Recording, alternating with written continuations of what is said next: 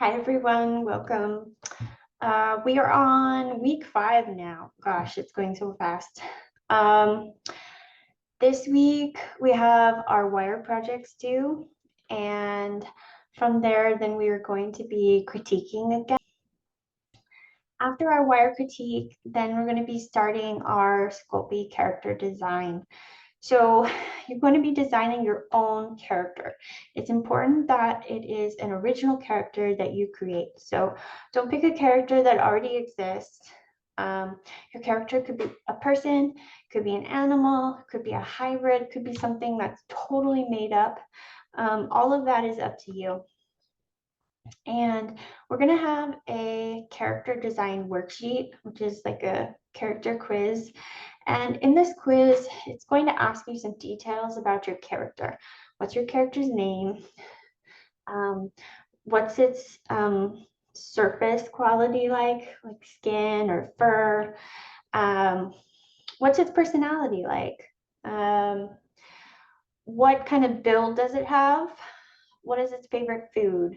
Does it have any hobbies? What's its background? What was its childhood like? How old is it?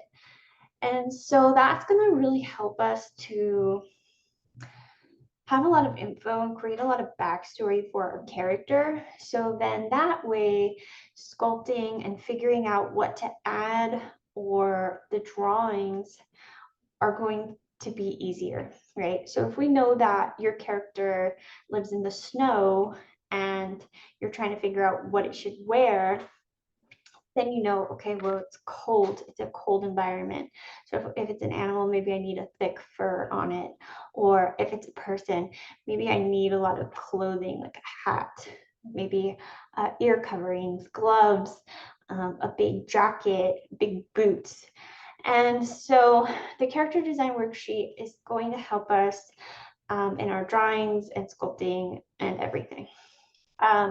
We do have vocabulary terms for Sculpey, so you can review those for our vocab quiz coming up. And your drawings are also due. And for your drawings, it is helpful if you do to scale drawing. So these Sculpey characters need to be in the 6 to 8 inch range. Might be easier to go a little bit bigger on the 8-inch side. Only because they're small, and if you want to do a lot of details, which Sculpey is really great for, then having that little bit extra height or length might be helpful.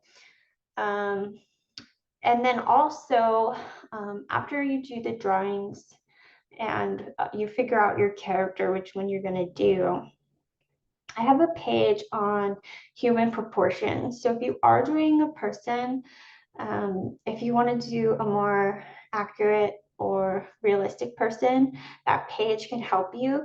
But also, if you just want to do like a stylized character, then you can mess with those proportions and maybe have a larger head or shorter legs, a longer torso.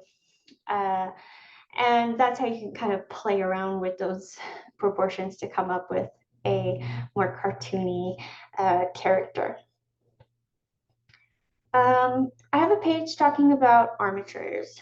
Armatures are just a inner support system. In our case, it's going to be like a skeletal structure that is going to support our Sculpey when we put it on. And this armature page talks about other examples of areas that you might want to use an armature or why you would want to use an armature. For us, it's really important because the Sculpey is fragile on its own. And so we need wire within it so that way it doesn't break. So we're going to start off with our Sculpey characters by building our armature for our character. And so if you have that to scale drawing of your character, you can use that to build your armature. I have a video about me building my armature that will help you do that. At the very end of the week, I want to see your armature just to make sure that It's going to support your character, and that you didn't miss any areas of your drawing that need an armature in it. So if you have a tail, if you have a character holding a staff or a cane, or if you have other props, a ponytail, all of those things could potentially need an armature in them as well. Okay.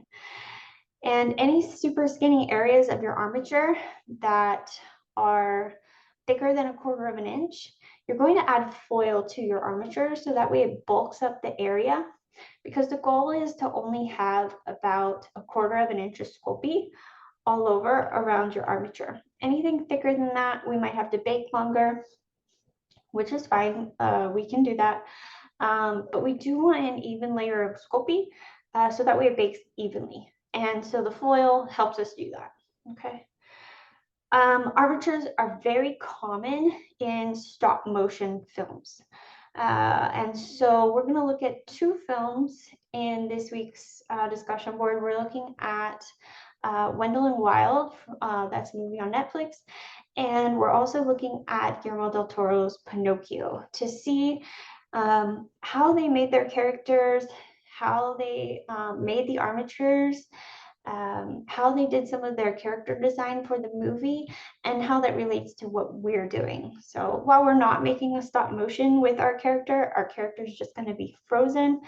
You can see how professionals in animation sculpt and make those armatures and make them work for the individual character. Okay. So that's about it for this week.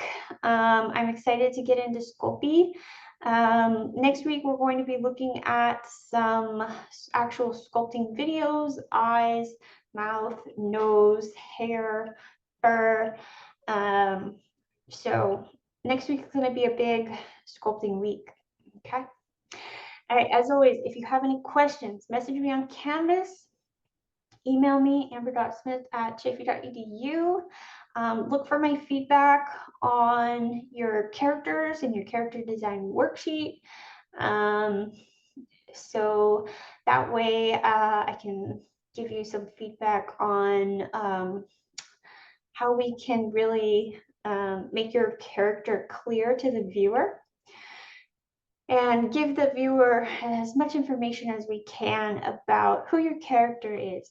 All right. So have a great week, and I'll talk to you soon. Bye.